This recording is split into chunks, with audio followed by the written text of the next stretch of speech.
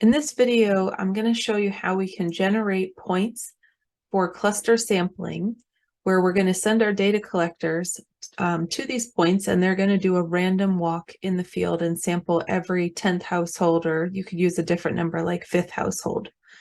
We're going to start actually in Google Earth because there's a way that communities often will generate these point locations, which I'm not a fan of, and I'll explain why. But it is common for people to actually manually generate these points. The way that you would do that is that you've got your boundary of your community, and you use the little point button to place a mark maybe at major intersections. You might also use building locations that are well known, like these are some tall buildings over here, so maybe I'll put a point next to that. And you might be thinking, okay, well, I'm going to disperse these points in different parts of the community. So I'll put one over there and I'll put one over here on the left side. This is one option, and you do get general dispersion usually when you manually place these points. The challenge, though, from the perspective of a survey sampler is that you might be biased and not realize it in terms of selecting locations that you happen to know about, and excluding whole parts of the community that you just didn't even realize you were doing. But the other major thing is that you're likely going to place points at major intersections and on main roads or near marketplaces or very kind of well-known public spaces, which means that households that are not near them, not near main roads, will systematically become excluded, and you won't even mean to. And so we want to make sure that we're giving everybody in the neighborhood an equal chance of being selected. And so the tool that I prefer to use instead randomizes this point selection process. And I'm going to switch over now to that tool. It's called GeoSampler. It's a little app that's built on top of Google Earth, actually, that was created by the Epicentre team. And I'm going to put up their URL so you can pause the video and navigate over if you would like. That's how you get to this tool. What we're going to do in this exercise is, let's say we have a cluster sample where we want to sample 50 clusters and 10 households in each cluster for a total of 500 households in our community. And we're going to do this by selecting 50-point locations, instructing our data collectors to navigate to those points, and then perform a random walk where they sample every 10th household. So that's the task. I first need to bring in my boundary file. So let me orient you to these three buttons on the left. These are going to be what we mainly focus on. You can upload the boundary of your community, which I have as a KML file from Google Earth.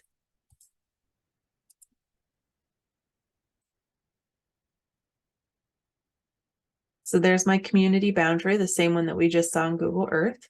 And I can actually upload multiple community boundaries. Let's say I have a file that has 3 different communities in it. They would all come in and they would each have their own little shape. And I would just click on the community where I want to start my sampling. So I've clicked on my community, and let's go ahead and generate our first point. I'm going to click on this little icon, which is a pin location. And you can see that it's zoomed in inside of my area. And it's created this little yellow dot and a kind of whitish colored circle around it. So the yellow dot is the point location that was randomly generated. It falls on top of a building, which is okay. And this circle is 50 meters from the yellow point to its edge. So we call that the radius. It's got a 50-meter radius. And this is helpful because we're going to treat this area as our sampling unit, which means that we don't want to have any other sampling happen inside of this radius. And so we're going to take advantage of a default setting that's already built into GeoSampler, and call that our sampling unit. Okay, so now I want to save this point location. I come up here again to the top left and I find this check mark and I just click it and it saves. And you'll notice that my yellow dot turned into a blue pin. That blue pin is now a piece of data that's being saved, and it's an automatically labeled 0.1. And if I hover over it, that's the number 1.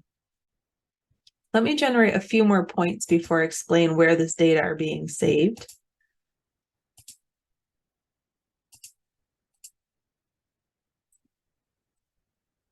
Okay, so I've generated and saved 5 points. If I zoom out, you see that's their locations across my community. Now, if you look at the top, we've got the overview tab, which I'm currently on. And there's this data tab over here. And you can see that we have 1 through 5 points in our data set that have been generated now. And they've been automatically assigned a unique number. And behind each of these point locations is a GPS point, which we can use to navigate to in the field. And there's 3 different ways that we can download this data set. You could download them in all 3 formats if you wanted. The first is a CSV file, which can be opened in Microsoft Excel or Google Sheets. The KML file, which can be opened in Google Earth. And what's called a GPX file, which can be opened in many different mobile navigation applications. So feel free to download that as well. All right, so let's go back to our main overview window and finish generating our 50-point locations.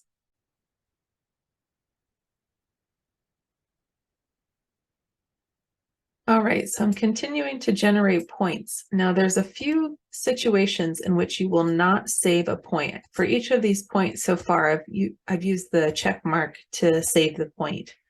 Now let me put up on the screen the scenarios in which we want to save points and when we don't.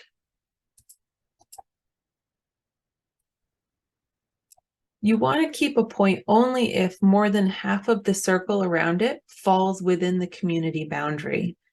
There's situations, for example, in a top corner like this, where if a point landed right on this corner, the circle, most of the circle, more than 50% of it, would be outside of the boundary. And in that situation, we're going to not save the point, in which case you just click the pin button and generate a new point. We keep points if the circle does not contain any other points. So if we generate a point and it contains a point that we've already made, we do not want to save it because that area has already been covered in our sample. And we also want to make sure that our circles contain at least one residential structure, or at least a structure that appears to be habitable. There's some places here, for example, a schoolyard. Like if a point ends up here and there's no buildings that are being touched by that circle, there's really no place to start our random walk and interview households. So we'll just not save that point and keep moving on.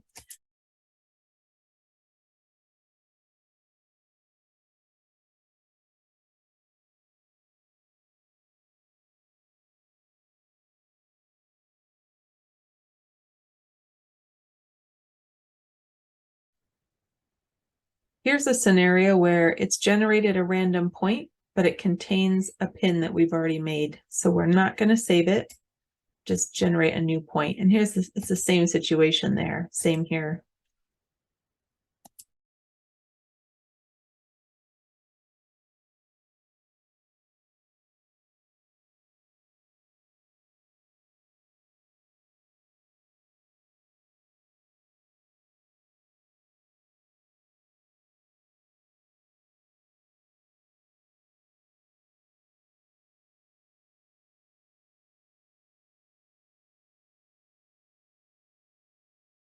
I'm going to pause for a minute and go to my data tab and just see how many points we have. So there's 30 points so far. You can see there's up to 30 entries.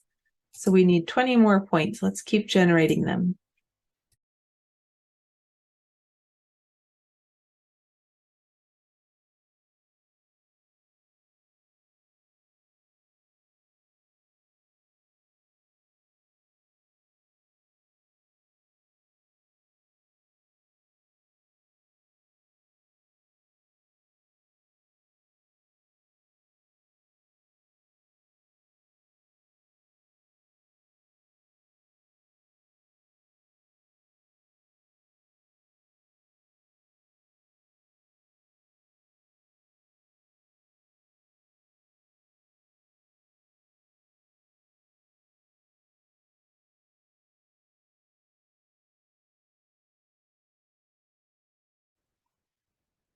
So it appears that I created 51 instead of 50 points. So what we'll do is randomly remove one, but that's enough data for us to get started. So we can download it as a CSV, KML, and a GPX file. We can also go up here and save our session so that we can navigate back. You just have to copy this URL into a safe place. And you can always come back to this session. So we'll save that there. And now you have the points that you need.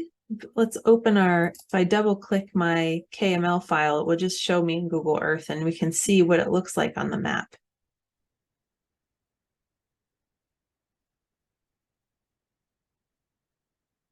So I'll remove those pins that I was showing you before. This is our sample, the one that we just selected. And now that we have GPS point locations where we can send people to the field to start their random walk. Good luck with your survey.